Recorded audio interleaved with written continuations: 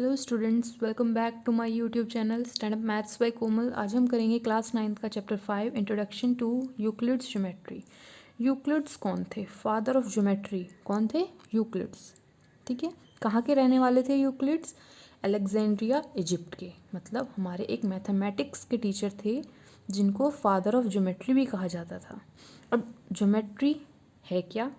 तो देखिए, branch of mathematics that studies the size, shape, position, angle and dimension of thing.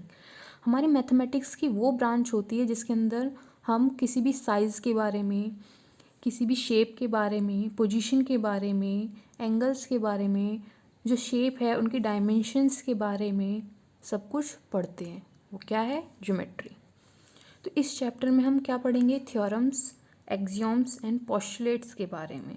तो theorems पढ़ने से पहले कि थ्योरम होते क्या हैं, हम फर्स्ट देखते हैं एक्सियोम्स क्या होते हैं। तो एक्सियोम्स क्या होते हैं? रूल और principle that must people believe to be true. वो रूल्स, वो प्रिंसिपल जो हम सोचते हैं, बिलीव करते हैं कि वो ऑलवेज ट्रू होंगे ही होंगे, उसके लिए हमें कोई भी प्रूफ नहीं देना पड़ता। मतलब कि अगर हम एक पॉइंट लगाएं, यहाँ पर ये ए पॉइंट है, तो हम इस ए पॉइंट को प्रूव नहीं करेंगे कि ये पॉइंट है। हमें पता है कि ये पॉइंट है, तो ये क्या होगा? एक्सियोम्स, जिसको प्रूव करने के लिए कोई भी थ्योरम, किसी चीज़ की हमें ज़रूरत नहीं पड़ती। वो यूनिवर्सल ट्रुथ होता है। These are applicable throughout mathematics. हमारी पूरी मैथमेटिक्स में ये एप्लीकेबल हो गए एक्सियोम्स।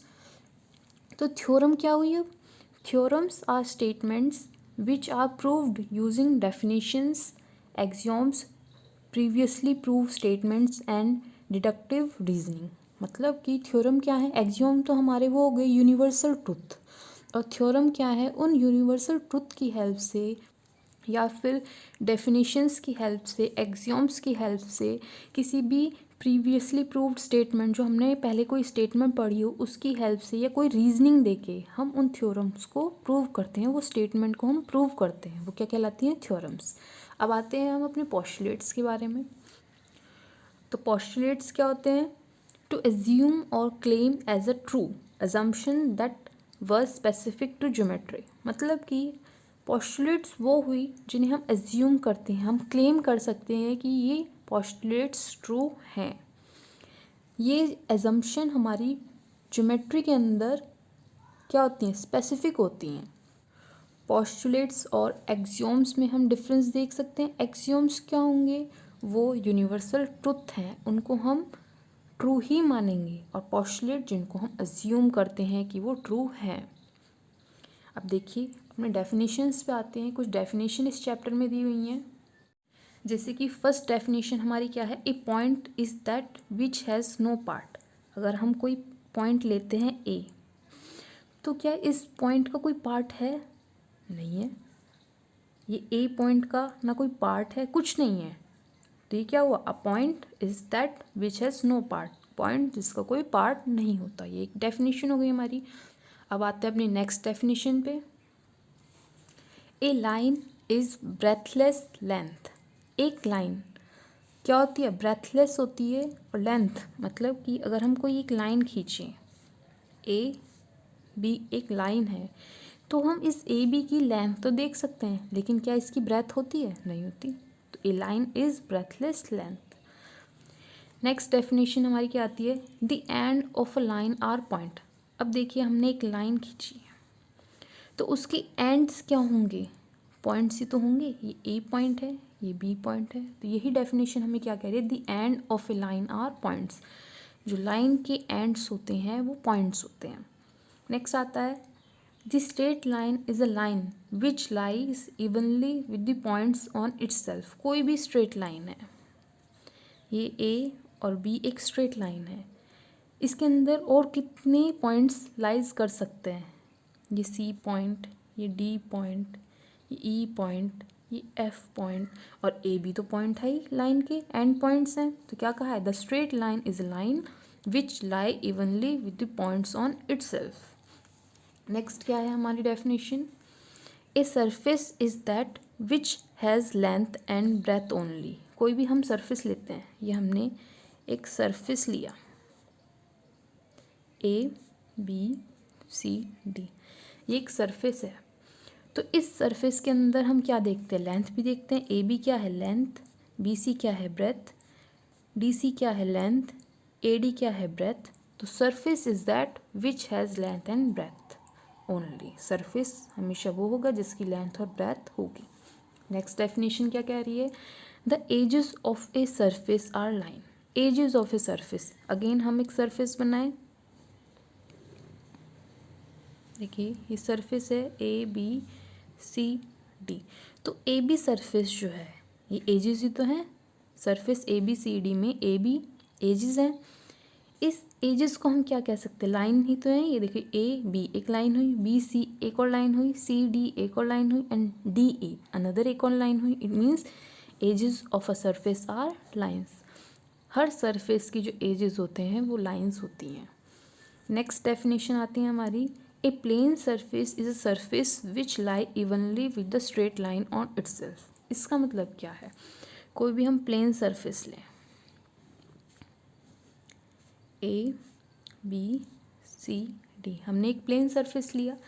इस सरफेस के अंदर हम कितनी स्ट्रेट लाइन ड्रॉ कर सकते हैं, इनफाइनाइट स्ट्रेट लाइन हम इसके अंदर ड्रॉ कर सकते हैं।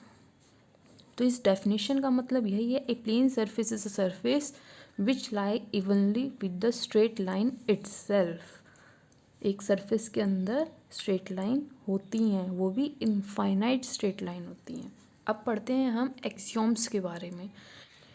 यूक्लिड्स ने हमें कुछ एक्सियोम्स दिए हुए हैं, 7 एक्सियोम्स दिए हुए हैं, जिसमें हमारा फर्स्ट एक्सियोम्स क्या है, things which are equal to the same things are equal to one another. It means क्या कह रहा है ये, अगर कोई ए पर्सन है उसके पास 3 पेंसिल है और एक बी पर्सन है उसके पास भी 3 पेंसिल है, ठीक है।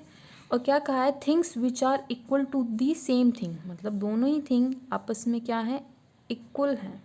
दिख रही है हमें ए इक्वल है बी के।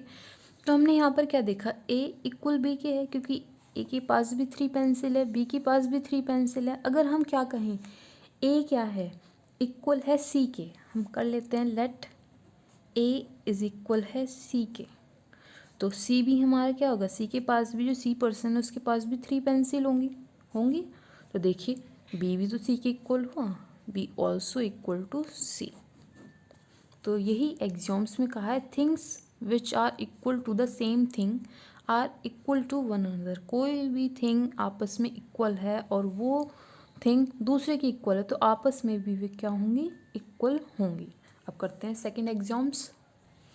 तो सेकंड एक्सियोम्स हमें क्या कहा है, if equals are added to equals the whole are equal. इसको कैसे समझेंगे, अगर आपकी टीचर आपको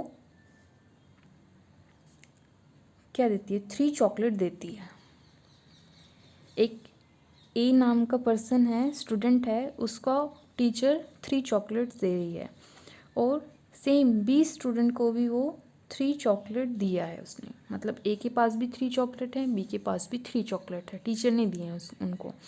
और टीचर क्या करेगी, बाद में उनके काम को देखकर 2 चॉकलेट और दे देगी, ठीक है। तो दोनों के पास कितनी चॉकलेट्स हुई, 5। तो हमने क्या किया, इक्वल्स के अंदर 3 चॉकलेट थी, उनमें हमने 2 चॉकलेट और दी, दोनों सेम थी, तो हमें जो होल मिला वो भी क्या मिला, equal. A is equal B. इस एक्सियोम्स का मतलब ये है, इफ़ इक्वल्स आर एडेड, अगर हम 2 इक्वल्स को ही ऐड करते हैं किन्हीं इक्वल्स में तो होल भी क्या आएगा, इक्वल ही आएगा। 3 में हमने 2 ऐड करा, यहाँ भी 3 हमने 2 ऐड करा, तो क्या है हमारे पास, दोनों तरफ ही 5 आया है। अब करते हैं नेक्स्ट एक्सियोम्स। तो इसमें क्या कहा है, if equals are subtracted. Second में हमने क्या करा था, ऐड करा था, इक्वल्स ऐड करे थे, और हम इसमें क्या कहा, equals are subtracted from equal, the remainder are equal. इसका मतलब क्या है, ए के पास 20 कॉपी हैं, बी के पास भी 20 कॉपीज़ हैं, ठीक है, और उनमें से इक्वल्स हमने सब्ट्रैक्ट कर दी, मतलब इक्वल्स कॉपी हमने लेके किसी दूसरे बच्चे को दे दी। अगर हमने 5 कॉपीज़ किसी दूसरे बच्चे को दी तो रिमाइंडर क्या बचा, 15 कॉपीज़ ए के पास बची, 15 कॉपीज़ बी के पास बची। इट मीन्स जो रिमाइंडर क्या बचा वो क्या है, 15। अगर हमने इक्वल्स ही सब्सट्रैक्ट करे हैं देन रिमाइंडर भी हमारे इक्वल्स ही बचते हैं। अब करते हैं फोर्थ एग्जाम। तो देखिए फोर्थ एग्जाम से क्या कह रहा है, things which coincide with one another are equal to one another. मतलब कि कोई भी थिंग है, अगर हम एक स्ट्रेट लाइन ले लेते हैं, ए बी एक स्ट्रेट लाइन है, ठीक है, और सी डी एक और स्ट्रेट लाइन है सेम लेंथ की। ए बी और सी डी आपस में कोइंसाइड कर रहे हैं एक दूसरे के ऊपर, इट मीन्स वो क्या है, इक्वल हैं। अगर सी डी की लेंथ ए बी के इक्वल होगी, क्यों होगी इक्वल, जब ए बी सी डी को कोइंसाइड करेगा या सी डी ए बी को कोइंसाइड करेगा, ऊपर नीचे ओवरलैप करेंगे, और तब दोनों की जो लेंथ होगी वो इक्वल है। इट मीन्स जो ए बी और सी डी हैं कोइंसाइड करने पे हमें क्या पता चल रहा है, आपस में इक्वल हैं, A B is equal C D. ये है। नेक्स्ट फिफ्थ एग्जाम्स क्या है, तो देखिए क्या कहा है इसमें, the whole is greater than the part. जो पूरा होल होता है वो पार्ट से बड़ा होता है। इसे कैसे समझेंगे, अगर हम एक चॉकलेट ले लेते हैं, या हमने एक चॉकलेट ली है, ठीक है, उसको हम 4th पार्ट में डिवाइड कर देते हैं, और 1 पार्ट किसी को दे दिया, 2nd पार्ट हमने किसी और स्टूडेंट को दे दिया, 3rd पार्ट हमने किसी और स्टूडेंट को दे दिया, 4th पार्ट हमने किसी और स्टूडेंट को दे दिया। तो जो पार्ट उनके पास गए हैं वो छोटे होंगे पूरे होल पार्ट से। देखिए अगर हम इसमें से एक स्मॉल पार्ट निकाल लेते हैं तो ये स्मॉल पार्ट छोटा है इस बिगर चॉकलेट से। इट मीन्स जो पूरी चॉकलेट है वो बड़ी है एक छोटे पार्ट से, तो वही इन्होंने कहा है, whole is greater than the part. अब करते हैं नेक्स्ट एग्जाम। तो देखिए इसमें क्या कहा गया है, things which are double of the same things are equal to one another. इसका मतलब क्या है, तो इसको हम कैसे समझते हैं, ए हमारा इक्वल है एक्स के और ए हमारा इक्वल है वाई के। अगर हम ए को डबल कर दें तो जो वैल्यूज़ हमारी आएंगी वो आपस में भी क्या होंगी, इक्वल होंगी, ठीक है। अगर हम एग्ज़ाम्पल ले लें, ए हमारा क्या है 6 है, 2a क्या हो जाएगा 12, तो 12 y है और 12 ही हमारा क्या है x है। इससे पता चल रहा है हमें, it means x is equal y। तो वही हमारी जो एग्जाम्स कह रही है, things which are double of the same thing. अगर हम सेम थिंग्स में डबल कर दें तो आपस में भी क्या होंगे, इक्वल्स होंगे ही होंगे। अब लास्ट एग्जाम से देखते हैं उसे भी।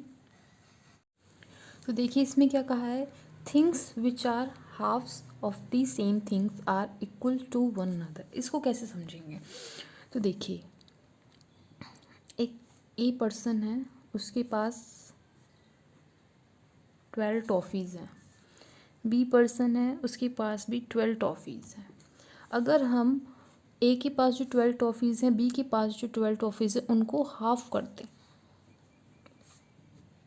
करा हाफ, हमें क्या मिला, दोनों तरफ ही हमें 6 मिला। तो वो आपस में भी क्या होंगे, इक्वल्स होंगे, ए इज इक्वल बी। या फिर जो 6 आया है हमारा उसको हम x और y मान लें, तो x इज इक्वल वाई। यही हमसे कहा है, things which are half of the same things are equal to one another. अगर हम कोई भी थिंग में हाफ कर दें तो जो हमें मिलता है वो भी आपस में इक्वल होता है। अब 7 एग्जाम्स दिए थे वो हमने पढ़ ली। अब 5 पोस्टुलेट्स और गिवन है, उन्हें भी देखते हैं। तो देखिए फर्स्ट पोस्टुलेट हमारी क्या है, ए स्ट्रेट लाइन में be drawn from any one point two any other point. कोई भी स्ट्रेट लाइन बनाएंगे हम उसको एक पॉइंट से दूसरे पॉइंट की हेल्प से ही बना सकते हैं। हमने कोई पॉइंट लिया ए, दूसरा पॉइंट लिया बी, तो इसकी हेल्प से हम क्या बना सकते हैं, एक स्ट्रेट लाइन। यही हमारी फर्स्ट पोस्टुलेट में दिया हुआ था कि कोई भी स्ट्रेट लाइन ड्रॉ करें एक पॉइंट से दूसरे पॉइंट की हेल्प से। अब देखते हैं हम सेकंड पोस्टुलेट क्या दी हुई है। तो देखिए इसमें क्या कहा है, a terminated line can be produce indefinitely. It means कोई भी एक लाइन है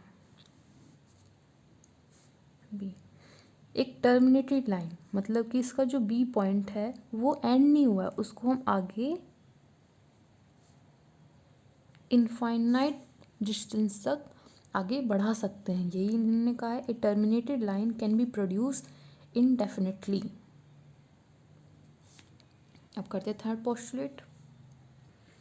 तो थर्ड पोस्टुलेट में क्या गिवन है, a circle can be drawn. कोई भी एक सर्कल हम कैसे ड्रॉ कर सकते हैं, with any centre and any radius. इसका मतलब क्या है, एक सर्कल हमने ड्रॉ करा, ये हमने एक सेंटर ले लिया, हमें नहीं पता उसकी रेडियस क्या है, तो लेट हमने करा वो रेडियस क्या है 2 सेंटीमीटर। तो ये सर्कल हुआ बना हमारा। अगर हम कोई यहाँ पर सेंटर ले और उसकी रेडियस 2 ना लेके 3 ले लें तो भी हम एक सर्कल ड्रॉ कर सकते हैं 3 रेडियस का। ऐसे ही हम 2 की जगह 1 रेडियस लें तो भी हम उसकी हेल्प से एक सर्कल ड्रॉ कर सकते हैं। अब देखिए यहाँ पर हमने सेंटर लिया था, ओ सेंटर, रेडियस क्या थी 2 सेंटीमीटर। यहाँ पर ओ सेंटर लिया, रेडियस क्या है 3 सेंटीमीटर। यहाँ हमने ओ सेंटर लिया, रेडियस क्या है 1 सेंटीमीटर। तो हम सर्कल कैसे भी ड्रॉ कर सकते हैं with any centre and any radius. अब करते हैं फोर्थ पोस्टुलेट। तो इसमें हमें क्या कहा गया है, all right angles are equal to one another.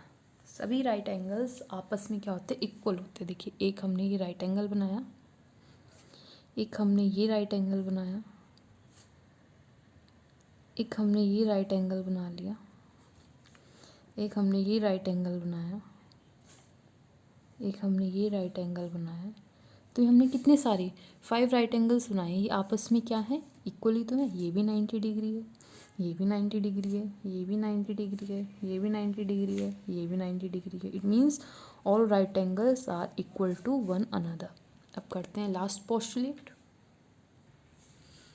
तो फिफ्थ पोस्टुलेट हमें क्या दी हुई है, if a straight line falling on 2 straight line. कोई एक स्ट्रेट लाइन है, हमने मान ली एक ये स्ट्रेट लाइन है L, falling on 2 straight line. 2 straight line होंगी, एक स्ट्रेट लाइन ये, एक स्ट्रेट लाइन ये, एम एन नाम दे दिया। If a straight line L falling on 2 straight lines M N makes the interior angle on the same side of it taken together less than 2 right angles. Then the 2 straight lines, if produced indefinitely, made on that side on which the sum of angle is less than the 2 right angles.